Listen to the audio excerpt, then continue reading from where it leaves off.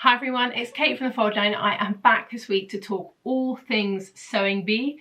We are week 7, it was movie week. Before I get in, I just want to apologise about last week. I said I might not be able to do a video and I definitely wasn't able to because I had norovirus. I went down to my mum's house and so me, my mum, my sister, her baby, me and Jake all had norovirus at the same time. So you can imagine what a fun time I was having. It was a wild week. So I definitely wouldn't have even been able to stand upright. Secondly, I'm sorry the lighting, I thought it was going to get light today, but I think this is just it. It's very rainy and grizzly here, so apologies, it's a bit off. Anyway, let's talk Sewing Bee. Week 7, movie week. First challenge was a jacket that was inspired from the film The Birds, and it was designed by costume designer Edith Head, who I actually hadn't heard of, and I would really recommend going and reading about her if you haven't heard of her, because she had the most incredible career. I mean, she made costumes for the most iconic films. She had loads of nominations for Oscars. She's just really interesting life. So I kind of did a bit of a deep dive this morning about her. So if you are interested and you haven't want to find out more, she's definitely worth looking into. She's fascinating. So the jacket was interesting. It basically had the sleeves were grown on, and the core detail was that mixed in with, it had this dart that went from here up to the neckline, and then a little collar and then patch pockets. It was very interesting in its shape, and to be honest, I spent ages looking for a pattern. So what I've come up with, is not perfect, but we're thinking same vibe. So the Bella Loves Patterns Kaya coat was quite close. The reason I chose that is it had that same cropped feeling. It had the collar. The core detail was that dart up into the neckline, which hers has. The main difference is it doesn't have the grown on sleeve, and the pockets are slightly different, but you could change, that wouldn't be kind of too big a change. You could pop patch pockets on there, but if you liked that sort of feel, I feel like this jacket definitely kind of gives that sort of nod to that really great jacket. So I was quite pleased with that, although not perfect, but you know, you can never find anything that is perfect. So second challenge I thought was really fun. They had to make something sort of red carpet worthy using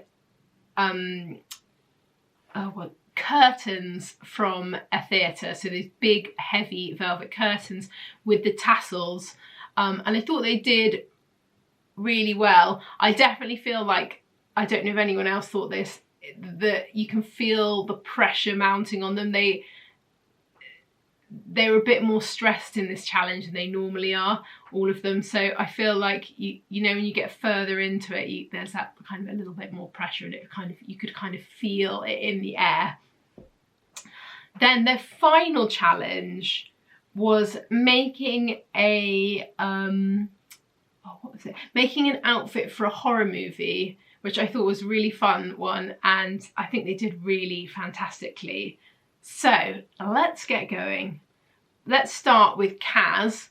Kaz had made this incredible red outfit. It was this sort of caped dress, and then on top of that she'd made a neck corset with a hood, and it was really great outfit. I thought it was beautifully fitted, and yeah, as soon as I saw it I was like, oh my goodness, how are we going to find the pattern for this? But luckily, in the corner of one of the shots, I could see a little bit of the packet, so I knew what the colour of the dress looked like, and I could see it was a commercial pattern.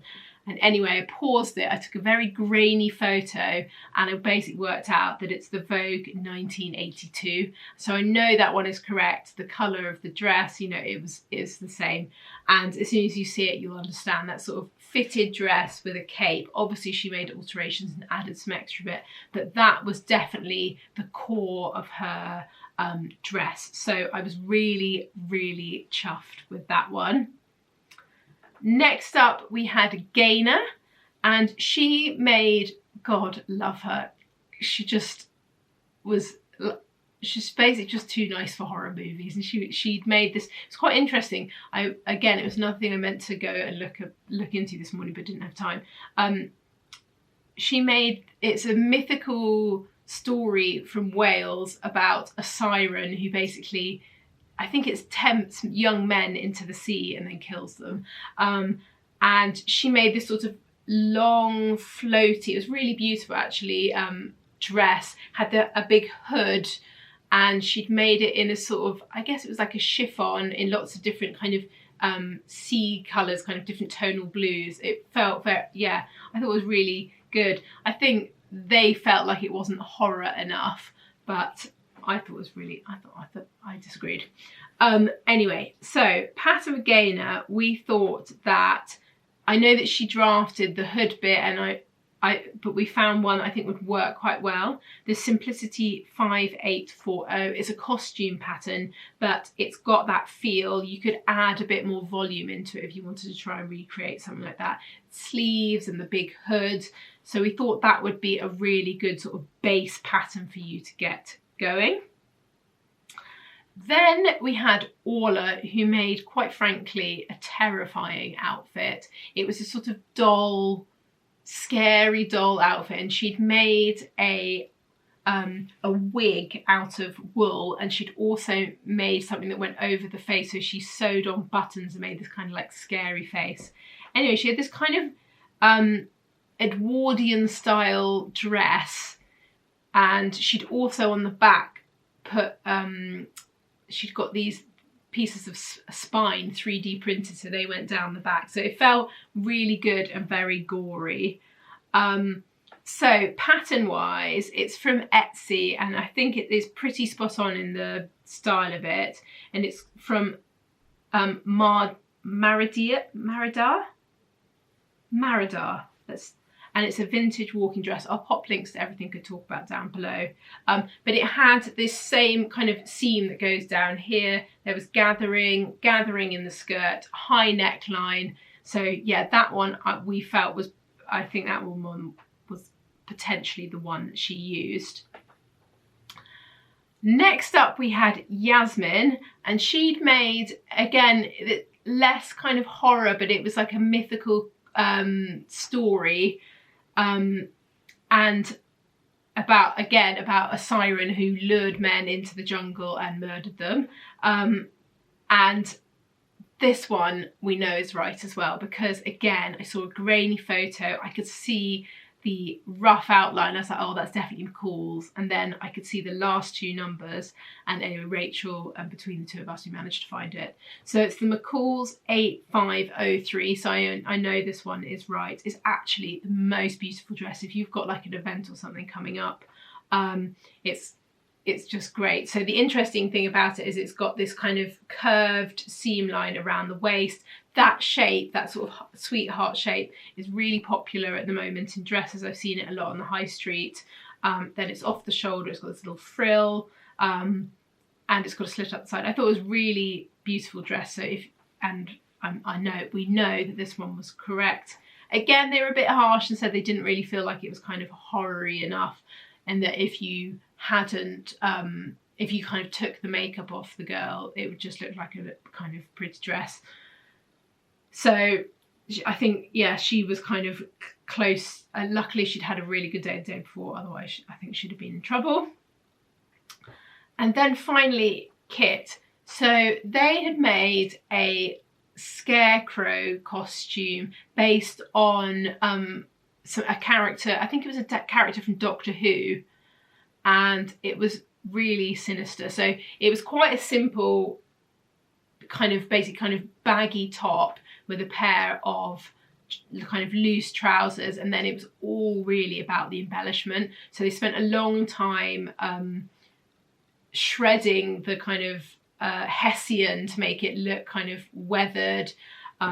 They'd also made, which I think, to be honest, was the most amazing part of it, this kind of sack that went over the head with a smiley face, and the detail was all sewn in with hessian.